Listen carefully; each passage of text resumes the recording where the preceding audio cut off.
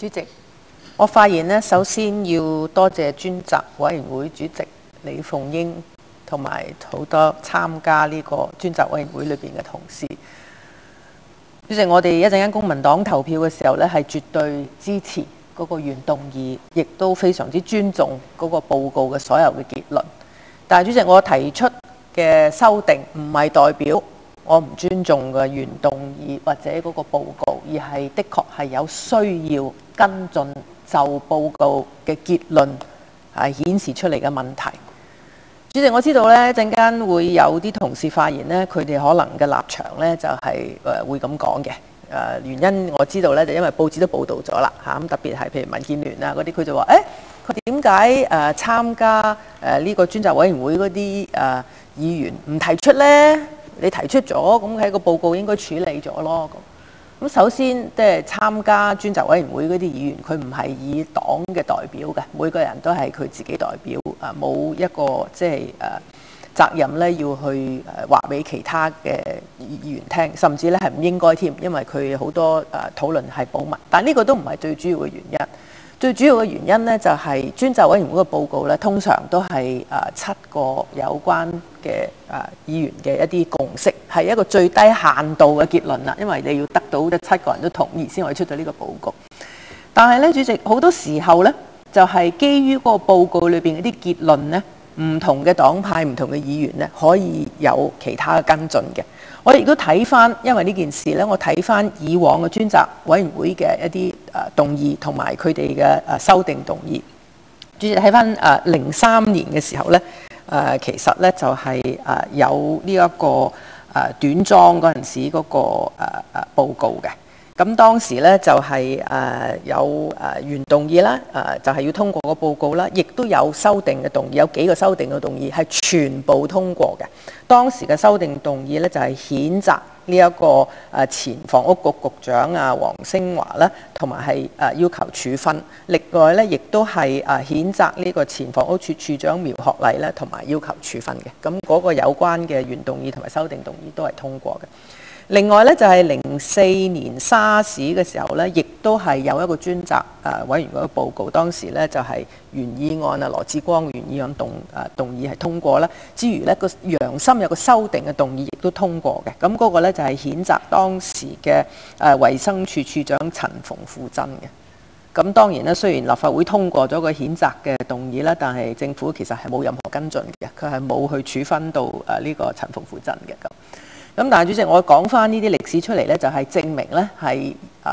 呢個係有我哋係有呢個立法會嘅記錄，就係話喺一個動議辯論通過呢一個專責委員會嘅報告係可以有修訂，而且修訂呢都得其他嘅同事嘅通過，就唔係話呢個唔尊重呢啲專責委員會嘅報告。咁亦都大家亦都可以明白，因為報告出咗嚟之後呢，亦都有好多時候呢公眾同埋一啲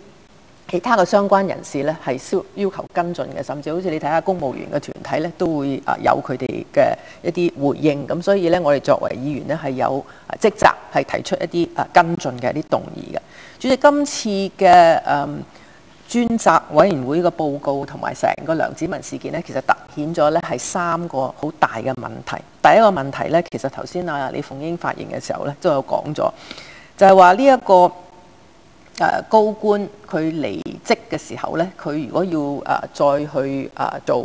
嘢嘅時候咧，再去揾其他嘅職位嘅時候咧，佢係要經過一個審查、一個審批嘅制度嘅。但係呢個審批嘅制度咧，喺梁子文事件度咧，我哋見到咧係完全咧係形同虛設嘅。咁頭先李鳳英發言嘅時候咧，佢就話呢個程序咧係行禮如儀啫，又睇到咧就官官相護，亦都係咧呢啲係造成一個惡瘤咁而呢個制度咧變成一個惡瘤嘅潤滑劑。咁事實上咧，呢個係即係我哋亦都係覺得好詫異嘅。頭先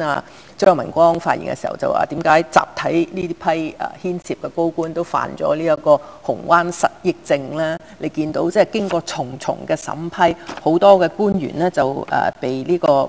報告批評為咧係有嚴重嘅遺漏啦、嚴重嘅疏忽啦、態度有欠認真啦、行事敷衍啦、處事失當啦、明顯嘅失職令人遺憾啦，好多嘅呢啲結論都係即係呢個報告裏邊嘅。咁所以公眾咧係覺得係嘩然嘅，點解會有咁多個重嘅制度，咁多牽涉嘅官員，佢係喺理解上會唔同啦，執行嗰6個準則嘅時候有唔同啦，甚至要牽涉睇嘅年份都有啲話3年，有啲係6年啦。咁淨係唯一咧，反而係最遠離呢件事、最客觀嘅咧，反而就係公務科嗰方面咧，就係有2位公務科嘅官員咧，當時提出就話如果接受呢個申請，會唔會令公眾會產生呢個觀感嘅問題咧？咁但係反而咧，即係當時嘅一啲部門，應該係有好多資料嘅部門咧，反而咧係集體咧係真係喺呢方面係失職嘅。咁呢個係一個成個制度好明顯出現嘅問題，咁亦都係需要檢討。咁呢個亦都係當然係張榮光嘅修訂嘅其中一部分啦。咁另外仲有一個好大嘅問題咧，主席就係問責制咧係唔問責。其實我頭先提到嗰2個專責委員會嘅報告咧，當時都未真係有呢個問責制嘅落實嘅，但係反而今次咧，即係嗰個梁展文事件咧，大家見到咧，我哋係其實有問責嘅官員。咁好多公眾人士咧就問啦，咁既然你有問責制，咁點解出咗事嘅時候，其實係冇懲罰嘅咧？咁當然啦，即係其實我哋都喺呢度係要講咧，就係余宗儀局長咧，其實多次就呢件事咧係表示咗道歉嘅。咁係一開始嘅時候已經表示咗道歉，亦都係喺唔同嘅場合亦都表示過。咁但係你睇到最近嘅民調咧，都話60%嘅人咧覺得係道歉咧係不能夠係不足夠嘅。咁我亦都自己都覺得係比較特別嘅地方咧，你見到今次咧接近40%嘅人咧，其實係要求余宗儀局長咧係下台嘅。咁其實呢個係唔多唔少咧反映咧成件事咧就係公眾咧對於問責制咧，其實係覺得佢係真係冇體現到問責嘅精神。即係你話公務員呢啲一層一層，你都會見到，即係如果佢犯咗錯，你可以俾個譴責信啊，或者喺佢嗰個有關嘅記錄上邊寫咗一個唔好嘅評語、負面嘅評語啊，甚至影響佢升職啊，或者甚至扣人工啊。咁盧慧思嘅事件亦都我哋見到，即係甚至係可以有實質嘅一個懲處或者一個處分。但係問責制咧，你除咗話道歉之外咧，另外一個咧就要去到下台啦。咁但係如果唔係去到即係要下台嘅情況之下，咁點樣先可以體現嘅問責精神？呢個係好多市民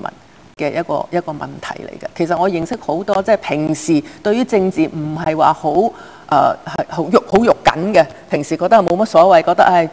我哋嗰啲政府嘅官員都唔錯啊，咁即係一啲咁樣嘅人咧，佢都會話：哇，點解問責制出咗事？點解唔見到喺呢個問題上，既然係一個嚴重嘅失職或者一個失誤，點解係冇處分呢？咁呢個係一個好嚴重係需要處理嘅呢個問題。咁一陣間湯家驊發言嘅時候咧，其實佢都會講呢一方面嘅檢討。咁所以呢個係成個梁展文事件凸顯嘅一個問題。第3個問題咧係更加嚴重嘅，主席，呢個咧就係其實頭先張明光發言嘅時候唔多唔少都提到，其實呢個報告咧第8.88段嗰度咧就講延後報酬嘅問題。主席，我覺得係需要讀翻出嚟嘅。去到梁先生在紅灣事件中的主導和統籌者角色，公眾認為太低嘅契約修訂補價，呢個就係講緊紅灣半島嗰個補地價嗰個情況。新世界中國地產聘請梁先生嘅始末因由，包括該職位可能是為梁先生而設，以及上文所述有關鄭家純博士、梁志堅先生、鍾國昌先生和梁展文先生之間的千絲萬縷的關聯。專責委員會同意孫明揚先生在出席研訊時所表達的看法，即公眾有理由懷疑梁展文先生受聘於新世界中國地產是與紅灣半島事件相關的一項延後利益回報。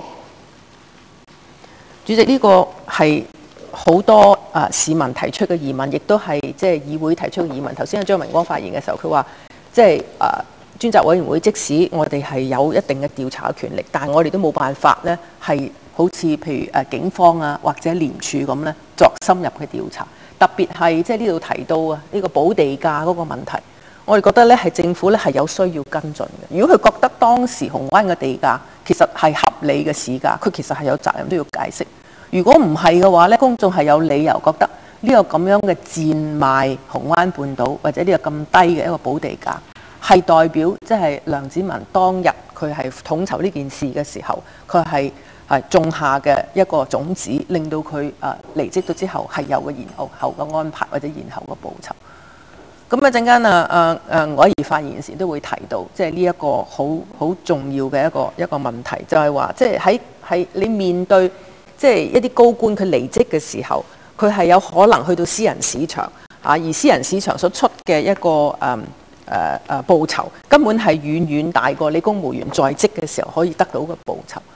咁作為政府，佢點樣可以捍衞或者點樣可以確保即係呢個公務員係廉潔，而係如果佢哋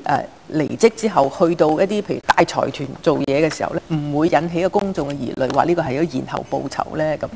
主席，我特別想讀翻呢，就係有本最近大家都有提及嗰本書叫《地產霸權》啊，係呢個潘慧嫻所寫嘅。佢就話分配同埋限制土地供應、項目地積比率、補地價等決定，只由數名政府官員決策，欠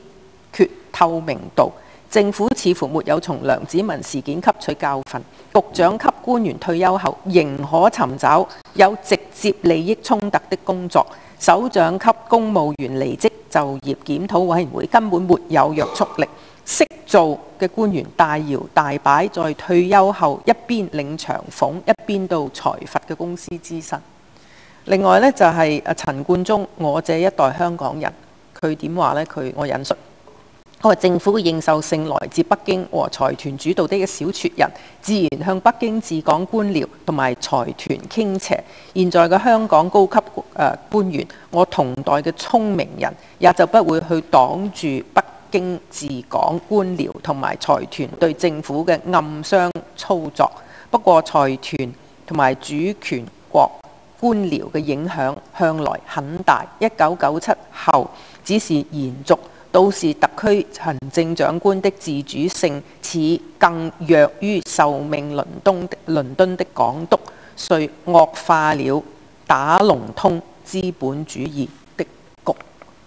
咁所以呢兩段我所讀嘅一個所引述嘅兩位作者嘅説法，同埋即係呢一個我讀咗報告裏邊第8.88段，同埋頭先張國光發言都提到嘅一個情況，就係話，即係當你香港即係地產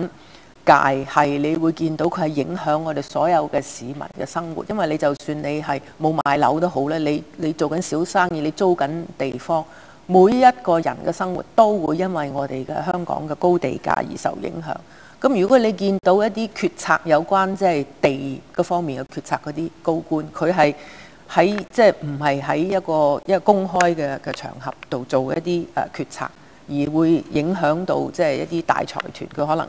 係賺緊幾多講緊幾多億嘅情況。咁呢個高官離職咗之後，你就算話叫佢等3年又好4年又好。佢如果去呢啲財團嗰度做嘢嘅時候，咁政府有啲咩可以做呢？公眾有啲咩可以做呢？呢個係一個好嚴肅要處理嘅問題。你唔可以話冇證據啊！如果有證據，呢啲就貪污啦。所以我哋冇證據，我哋冇嘢可以做。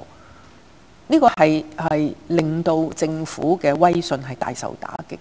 所以主席，呢個亦都係我點解今日要提出呢個修訂，因為我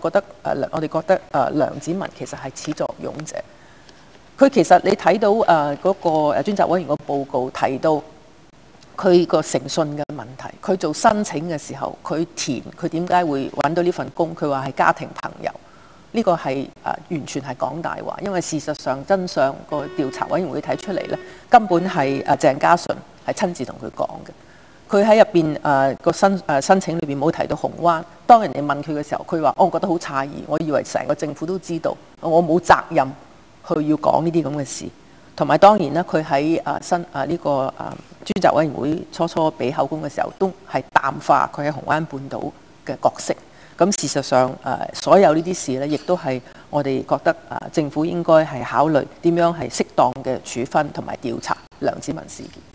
佢本人，因為呢個係唯一可以令到政府而家止血嘅一個情況，因為佢的確佢嘅威信因為呢件事係流血不止，所以我哋提出呢一個修訂嘅動議，希望同時亦都係好似以往嘅情況一樣，係支持處分係成件事嘅始作俑者，就係梁展文先生。當然啦，如果調查佢係冇事嘅，呢個亦都係還佢一個清白。多謝主席。陳偉業議員。主席，首先呢係多謝李鳳英領導嘅委員會呢，就過去2年嘅工作。我早兩日問佢呢，佢話開咗98次嘅會議呢，去處理有關嘅問題。整份報告我覺得係